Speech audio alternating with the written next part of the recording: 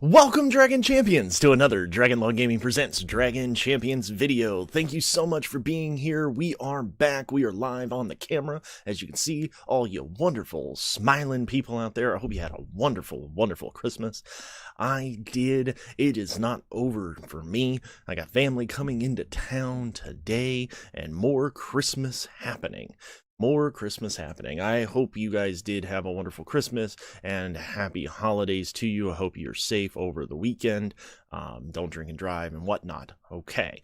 But now with that said, I did a video a few days ago that asked for ideas, and those ideas have been coming. You guys have been really, really great. If you don't know the video I'm talking about, go ahead and look at the top right-hand corner of the screen, right about over here. Something like over this direction. It'll pop up in the corner there. Go ahead and click that video. If you have an idea you'd like me to do for a video, go ahead and pop it down there. If you are new around here, hit that subscribe button, hit that notifications bell so you don't miss a thing. Drop your comments down below, and let's get into today's topic. Today we're going to be talking about the top 10 characters in the game right now. Top 10 characters in Dragon Champions right now. Now, this is all subjective. It's all subjective. It's all based on my opinion on what I think is good. Keep in mind, I think that there's going to be evidence, I think, backing this up. But let's go ahead and kind of talk about it. If you look on the screen right now, these are basically the top 10 characters. Wonder Lula, I don't believe is right, but we'll go into that. I've got her marked because I've been working on her. I recently got her to 7 stars, but we will go through it line by line, and I'll explain to you who I actually think the top 10 characters are in the game. So, in order from 10 to 1, 10 being, it's kind of difficult when you talk about a list like this, right? These characters, any one of them could be one to you, right? They could be the best character to you. They could be the most valuable character to you, right? We're talking about the NVC here, right? The MVP, the NVC, the most valuable character. And when we're talking about most valuable characters, you know, for me, it's about kind of what's going on in my own personal account. So if you look at my personal account here, you can kind of see this is where I'm currently at. If we'll talk about it for just a second, but I have a roughly little over 500,000 power, total power, 542,676 power.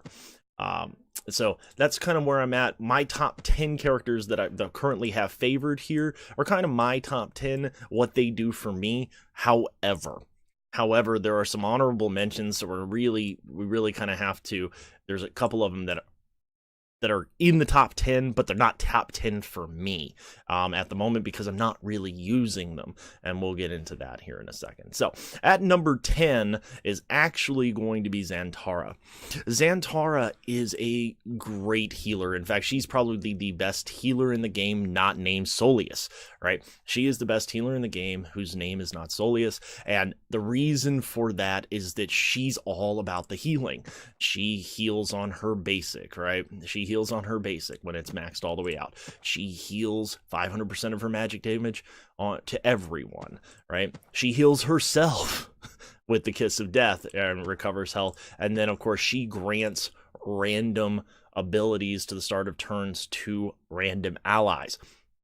Great character, great plug-and-play healer, right? She does so well going in and being able just to put her in. Before Soleus was launched, she was the healer you wanted to have, and as you can see, I got her to 70. I started leveling her up. I got her to gear 9. She's a little bit of a beast to gear, but because she's got 3 Curse Madnesses, so that makes her a little tough. And it takes 2 to get her to gear 9. So it's a little tough, but with the new developments and the new changes, it is nice for that. So Xantara is number 10. Number 9 is Revel, or Lover, as I love to call him. He is so valuable for the raid, especially for Soleus. He puts out a ton of damage in the Soleus portion of the raid. Also, he's a great pride character, but once again, he's a plug-and-play sort of character. He does a lot of damage. Now, as you've heard me before in my tier 2, in my tier list, he needs Snorri or someone who can apply bleed at a mass level, and that is Snorri, to be great and just absolutely fantastic. When you put him by himself, he still does a good bit of damage, but it's not the same type of damage that you would get if you have Snorri on the team. And so I think that he's number 9 overall. Good damage dealer, but he really does need Snorri to really crank up the damage. So I think that he's number 9. Number 8 is tough, but number 8 is Patriarch Chi. And the reason why Patriarch Chi is number 8 in my book and not higher on the list is because what he's good for is his leadership. And what he's great for is the tower. He's an amazing tower character. You can use him to restore your energy with his leadership ability. All allies, healing spells, apply shield equal to 45% of the healing. All attacks by allies from the order restore their shields by 20% of their damage dealt. So this is really, really, really nice. It's super, super nice to be able to go into tower and use him. But outside of tower, I'm not really using him in other areas. I use him for hard orc in the T7 raid. He's phenomenal for that, but that's because of his leadership. His leadership's really, really good. Plus, you know, of course, his shield, 700% of his magic damage and removing 2 buffs from the ally. That's really, really good. Being able to throw up armor increase. As you can see, I have not put it all the way up. It's really nice to be able to cast this turn 1. I just haven't done it. And then when applying shields, he has a 40% chance to heal an ally, right, for 30% of his damage. Once again, nice, but it's not... It would be nice, but it's not worth the investment for me right now. And so I've not done that because what I've used him for is tower and for hard orc. And up until today, I haven't been attacking hard orc on my team with my guild. We've recently have gotten basically T7 on farm, so we're going to free for all it now from now on. So I'll be using that. So he is number 8. When we start to get to number 7, right, it starts to get a little tricky. But I'm going to say number 7 is Kara. And the reason why I say number 7 is Kara in my book is because I'm not using her on my normal team. Now, if you're new to the game and you're watching this video, she should be somebody you're farming. She is going to be your NVC, right? Your most valuable character for a long time. She's amazing character. So keep in mind, any one of these people, any one of these characters could be number 1 in your book, but you're not going to go wrong in investing in any of these. So remember that. Kara is my number 7 because I'm just not using her for a lot of things. You can see I've got her at level 75. I've got her at gear 9.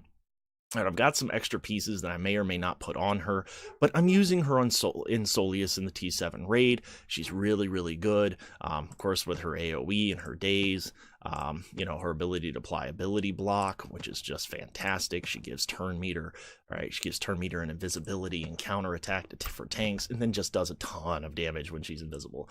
And so, I mean, she's just fantastic. And as you can see, the popularity of her is 76% in the game. That makes a lot of sense, right? If we look at her, these are different favorite people that she's used to being with, right?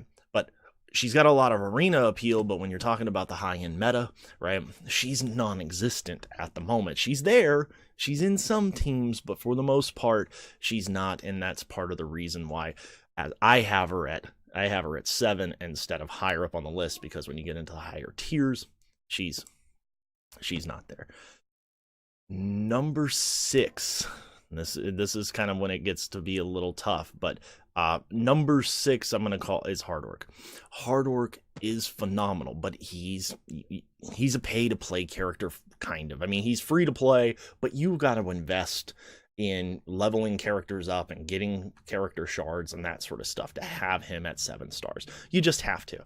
But do it, and he's the one you want to get first. If you're talking about farming with somebody with your stars credit, he's the one you want to get first. He's amazing for Soleus.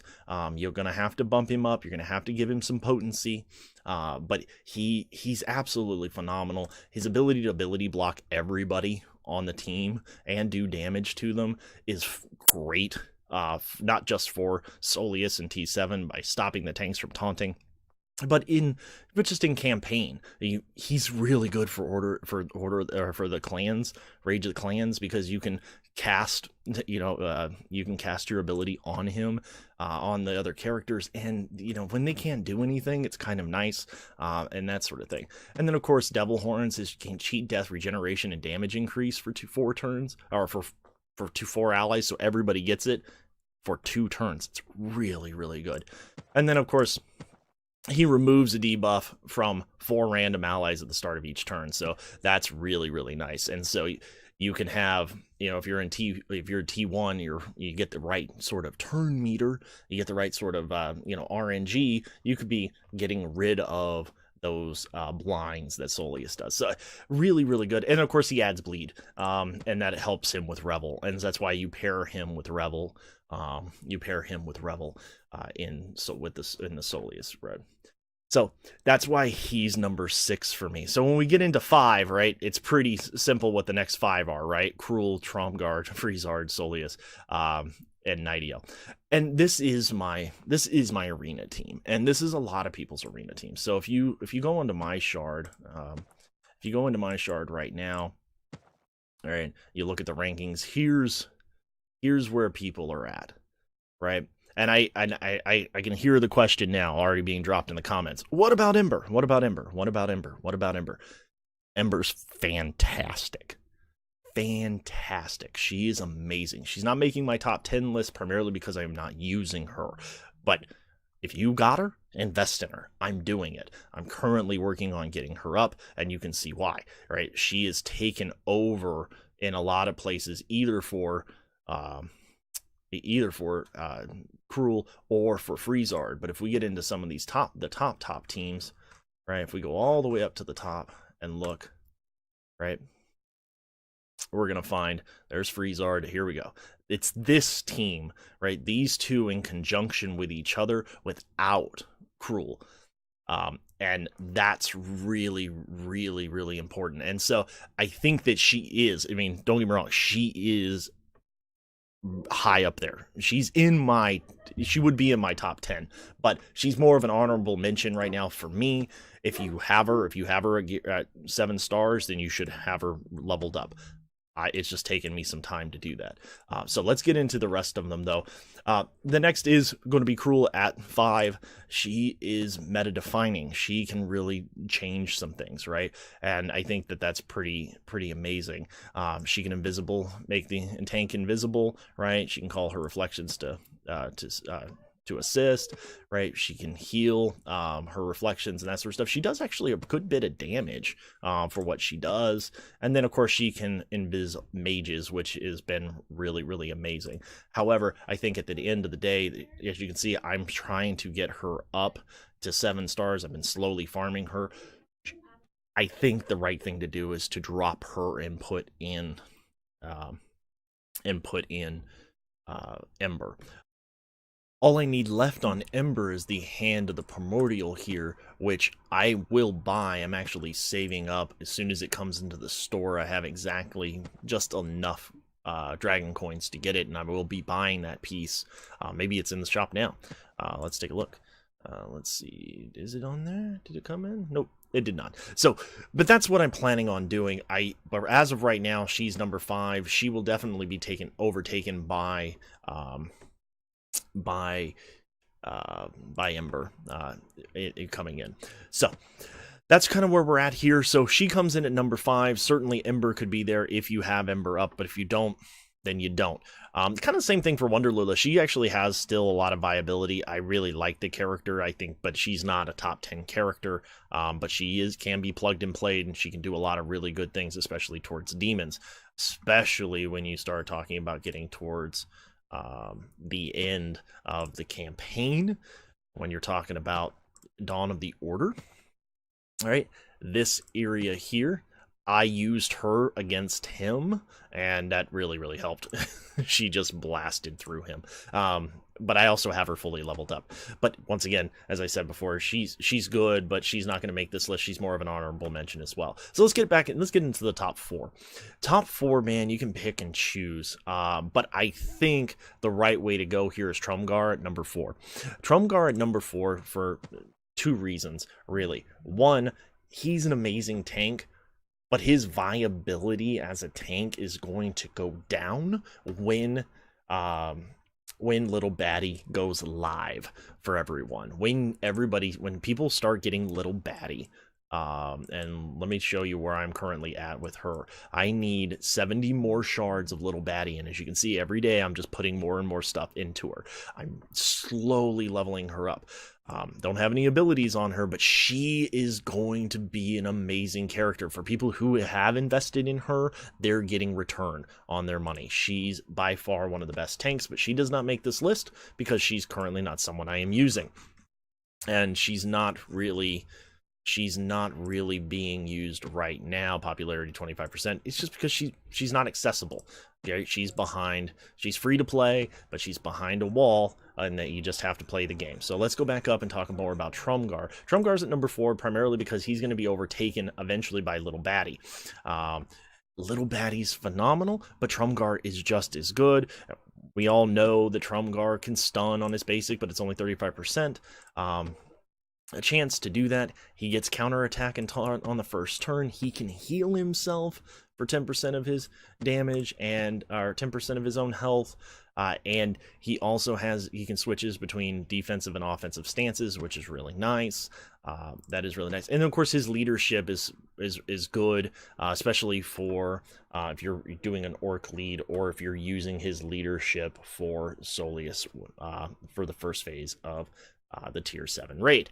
All right, for Soleus, because he gives that extra potency and tenacity to himself and other allied orcs. And of course, that means that Hard Orc is going to be there on that team for you, and you'll want to be able to grant that extra 30% potency to him as well. I plan on using Trumgar as my lead for Soleus, for the Soleus event that's coming up. That will be live streamed and that sort of thing. So that's kind of where we're at. He comes in at number 4. At number 1, 2, or 3, right? You just pick one. I think at this particular point, 3 is going to have to go to Freezard. And the reason why I picked that is he's a great damage dealer. He's your damage dealer. He can be fairly quick. He has a lot of damage. He can really wreck people. He's fantastic. And bringing him in or out of a team, he can really make or break a team, right? But him by himself, and the reason why I'm putting him at number 3 is that currently in the tournaments, I'm using him as my other character. He's doing great for me, but him by himself is not as good as him with a good healer or and that sort of stuff when he's in that meta team with Soleus as the lead. And so he's number 3, absolutely phenomenal. AoEs, 3 enemies, right? Decrease armor, turn meter reduction, AoE all around. He has survival of it, his own survival. I've not put him all the way up because I don't see it. I don't see the necessity for 10% more health. At the moment, he doesn't have a lot of health, but maybe. But as of right now, it's really expensive, so I'm not doing it. And then, of course, he slows. He's so good. He's so good in the raid on Hard Orc. And he's really, really good for the dragon at the end if you can roll your team over to the dragon as well. So, absolutely phenomenal character. You definitely should be investing in him. Definitely buy his pack in the beginning if you're new to the game. That is well worth the money. And invest in him all the way. I mean, maybe not this ability, but definitely all his attacks need to go up to 6. So that leaves Soleus and Nightiel. And I've been saying for a while that my MVP is Nightiel, or my MVC is Nightiel. She's not the MVC, I think, right now. I think Nightiel becomes the second in command. She is phenomenal. She is phenomenal. Her ability to remove buffs and that sort of stuff is great. But recently there was a nerf, which makes it so she's not stripping taunt off every single time. Now that she's not stripping taunt off every single time.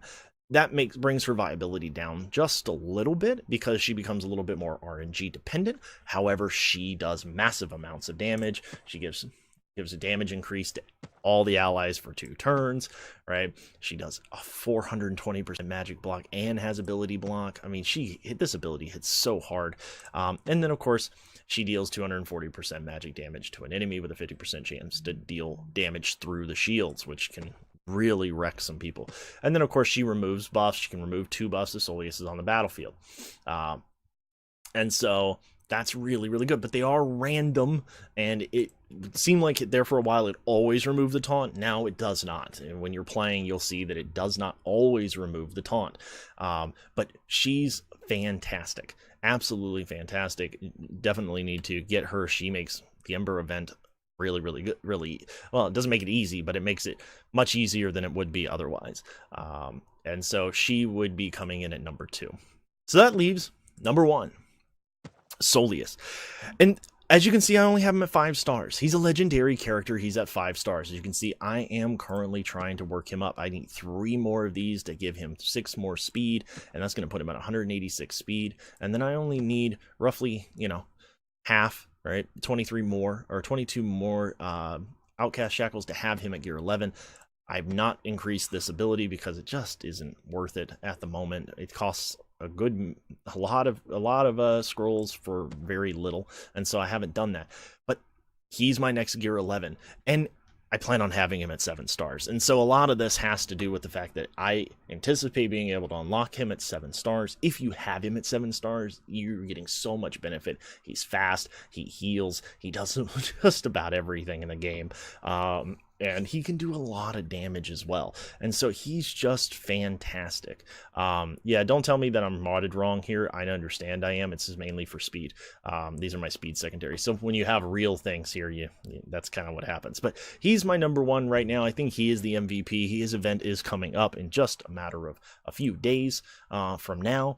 And we will be going through and doing that event. How are your orcs doing? 4 days, 5 hours from the making of this video, right? I'll show you real quick, just if you're curious where my orcs are at.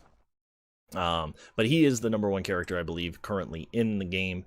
And he's doing fantastic. So this is where I'm looking at right now. And this is the team I plan on running. Drumguard lead, Hardorc, Rantha, or not Rantha, Mortha, Corcoran, and Mar. And that is the team I plan on running. I may end up giving more, but every single one of them are gear 9. I think it's necessary. And so but I don't have all their abilities up. I have Rantha up just in case I need her. I have scrolls just in case I need to bring her up, but bring this up a little bit more to give her more stuff. But that's where I'm currently at. That's what I'm currently doing. I will be live streaming the Soleus event, so be on the lookout for that. If you are new around here, hit that like button, hit that subscribe button, hit that notifications bell so you don't miss a thing, and we'll see you next time when gaming and the law intersect.